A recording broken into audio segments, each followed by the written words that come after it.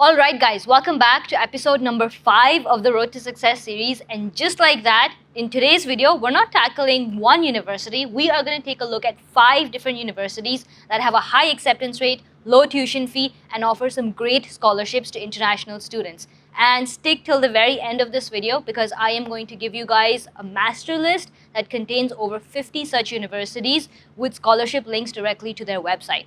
So, to get started, we are going to start out with SUNY Oswego. Now, before jumping into this college, I want to talk to you guys and tell you what SUNY exactly means. The full form is State University of New York, and there are 64 such universities in the entire state of New York. You can treat them somewhat close to like public colleges, and the benefit that these colleges have, these SUNY colleges, is that they are very research oriented, provide a vast majority of majors that students can apply and study in, and most importantly, their fee structure, tuition fee is very, very low when compared to other private universities in the United States. So with that in mind, one of my favorite universities in the SUNY network is SUNY Oswego. And for some pretty good reasons. The acceptance rate lies somewhere between 70 to 80%, so it is very, very, realistic for an international student to get in, and also has a 250 to 300 rank in public universities throughout the US.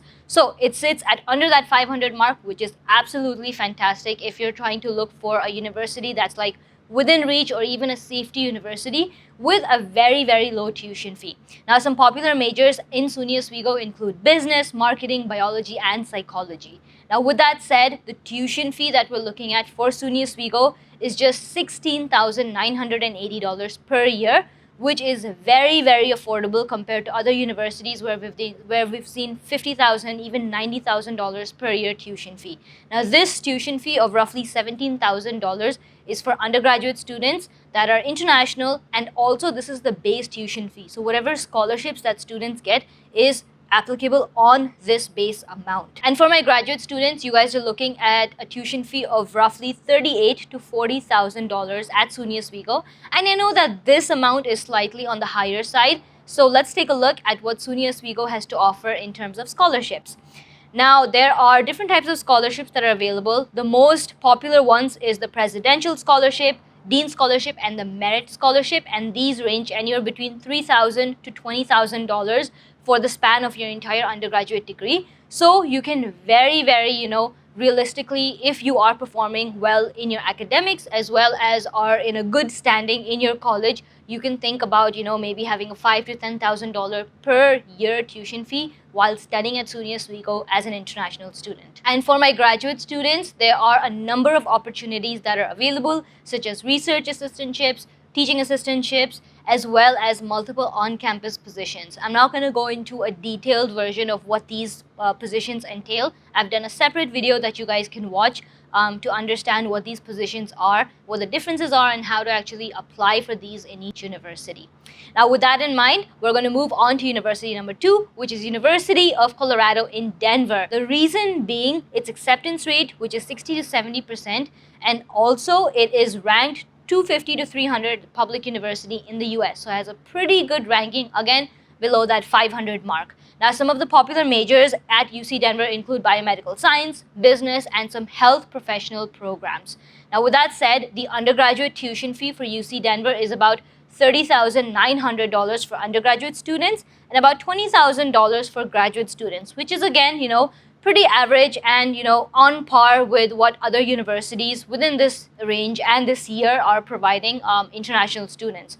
With that said, one of the best things that I've noticed about UC Denver is the fact that it has an automatic merit scholarship available to international students. And what this basically means is if they accept you and you just get the admission, you are eligible to receive that automatic merit scholarship. That's it. That's all you have to do. You don't have to write like 10 different types of essays or do these financial aid appeal processes, nothing. All you have to do is get the admission and you get your automatic merit scholarship, which is roughly $5,000 to $10,000 per year, depending on your academic standing. So depending on your high school GPA, when you submit at the time of application, you'll be eligible for the various types of scholarship amounts that they offer. Now, for graduate students, on the other hand, same thing. You guys have your assistantships, RA as well as TA positions on campus to help support your education. So as we move from the east to the west of the United States map, the next university in our list is University of Texas at Rio Grande Valley. Now, I know that there are lots of Texas-based universities that are popular among international students because the cost of living and just overall expenses in Texas are lower compared to other states. But this university is honestly a hidden gem. And the reason being, again, it's ranked 156 in the public university sector and is popularly known for its biology majors, psychology, and business majors. Now, with that said, we are looking at an undergraduate tuition fee of less than $20,000 per year, and graduate students can expect to pay anywhere between $15,000 to $17,000 per year, which is again very, very affordable. For my undergraduate students, University of Texas at Rio Grande Valley gives away merit-based scholarships, and these range anywhere between $8,000 to $10,000 per year. So you're looking at a tuition fee reduction of $32,000 to $40,000 for a 4-year degree if you are in good academic standing. Now, on the other hand, for graduate students, there is the same merit-based scholarship of up to $1,000, not as much as the undergrad students, I completely understand, but for graduate students, the research assistantships and teaching assistantship positions are also available at this university. So just as we saw the SUNY system for New York State, California State also has its own network of public universities, and this is called the California State University System. Now, there are 23 such universities in the state of California that comprise of around 460,000 students per year, which is a huge, diverse student population. Now, these universities have a mid to high acceptance rate and are extremely budget friendly. And in this particular video, I want to look at California Polytech State University at St. Louis Obispo. Now, this is a really big mouthful, so let's break it down. The reason why it's known as a Polytech University is because it has an experimental learning-based system, has technology-based skills training, and they specialize in STEM-based majors and courses. So because of this focus that they have on STEM-based degrees, that's where the term Polytech comes into play. Now, with that said, the short form for this extremely long university is Cal Poly SLO, and this is ranked number 2 in the Regional West Universities ranking, which is an extremely well ranking, especially given that it is in California. Now, it's also number 6 as the best undergrad engineering programs, and it's known for its aerospace, civil, computer, electrical, electronics, mechanical engineering. So a very diverse group of majors that it comprises as well, all within that STEM category that we spoke about. Now, the acceptance rate for this university is roughly between 25 to 30%. So it's not as high as the other ones that we looked at, but I feel like it's a very competitive university, especially given the fact that its tuition fee is extremely low. For undergrad students, there are university-wide scholarships that are available on campus once you get in. And for graduate students, the same applies, but in the form of RAs and TA positions. The last one on the list is University of Wisconsin at Madison. This is honestly one of my favorite universities because it is known for its engineering and science-based programs. So any STEM degree, it is very, very much popular for. The acceptance rate is anywhere between 50 to 60%, so it's a pretty decent acceptance rate, and it's ranked number 38 in national universities with a 13 rank of the best engineering programs, which is a pretty good ranking considering the acceptance rate that this university has. Now, with that said, the popular majors in this university are computer science, biomedical engineering, mechanical engineering, pretty much all of your STEM majors.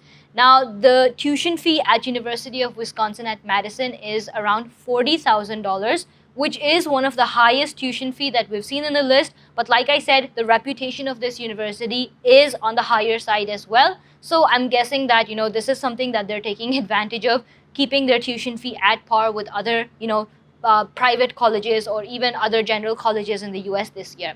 Now, graduate tuition fee, we're looking at $25,000. So it's almost half of the undergraduate tuition fee. And graduate students can support themselves through RA positions as well as TA positions. As far as my undergraduate students are concerned, although there is that $40,000 tuition fee, benchmark that University of Wisconsin-Madison has given, they also do provide some full ride scholarships. There is one scholarship program that I found known as the King Moritz Scholars Program.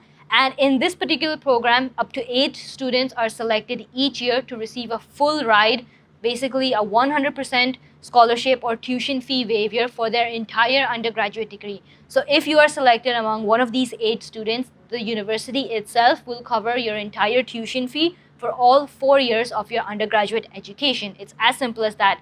Not only do they cover the tuition fee, but they also cover your on-campus living expenses, food expenses, health insurance. If you're an international student and you need to travel to your home country once a year, they take care of that.